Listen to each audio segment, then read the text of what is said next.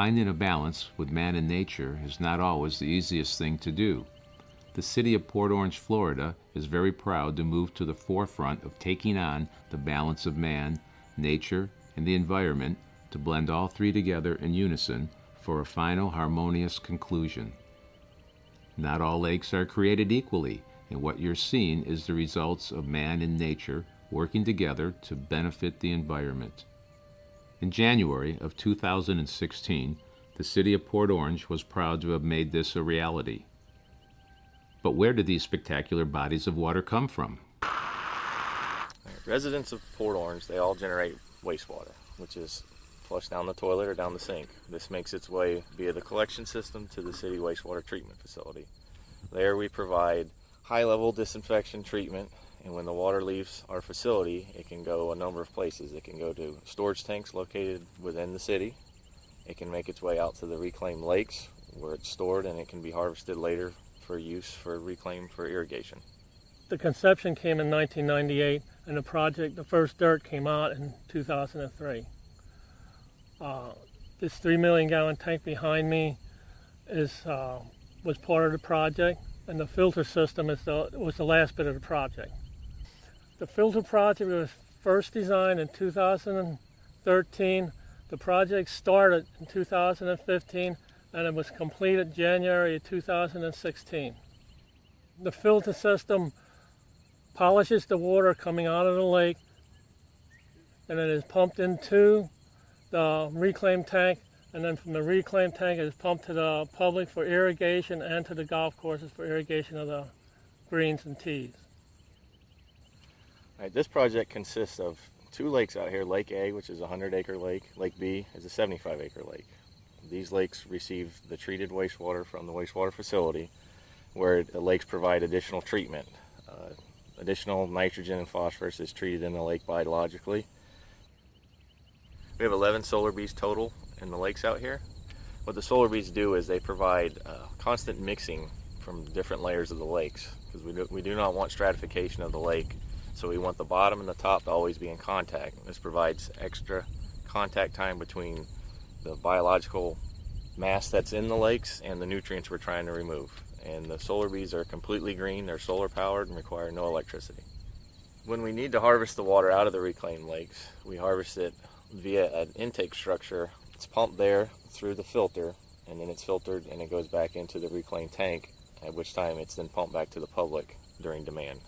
Right, the negative impacts of discharging nitrogen or phosphorus to any receiving water is a increased presence of algae blooms or the depletion of oxygen in the receiving water.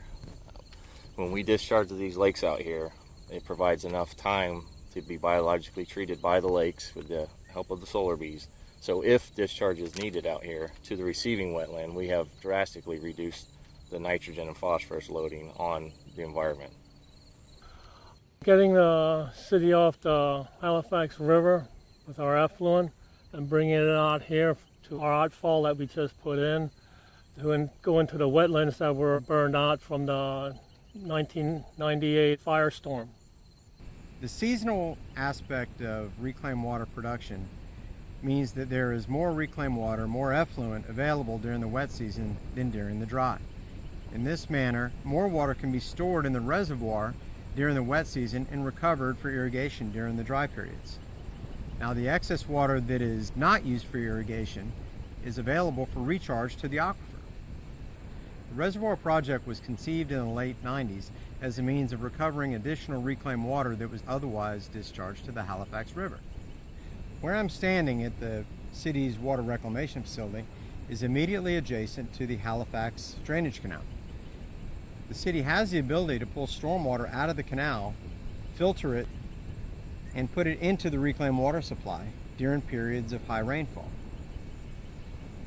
So first and foremost, the city of Port Orange is leading the way for reclaimed water use, for stormwater harvesting, storage, and alternative water supplies.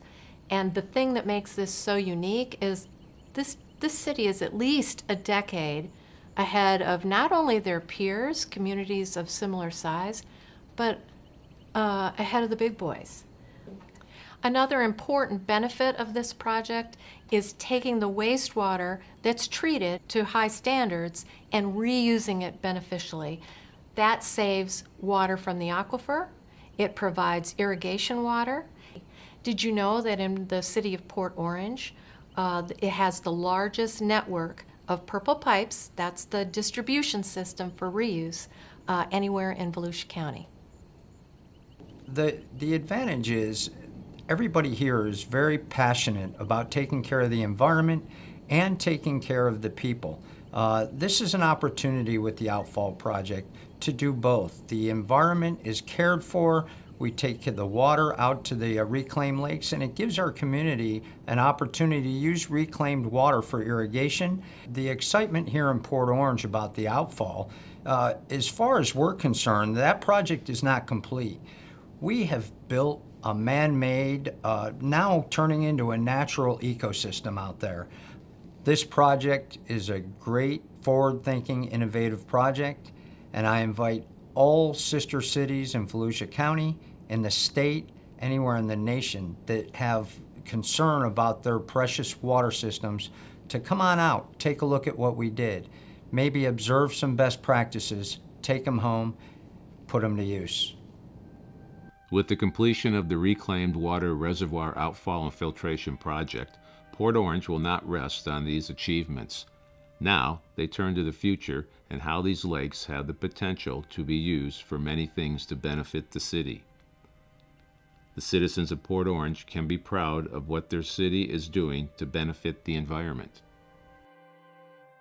It takes something nobody wants, and we make it into something that everybody wants. So it makes you proud that you are part of this.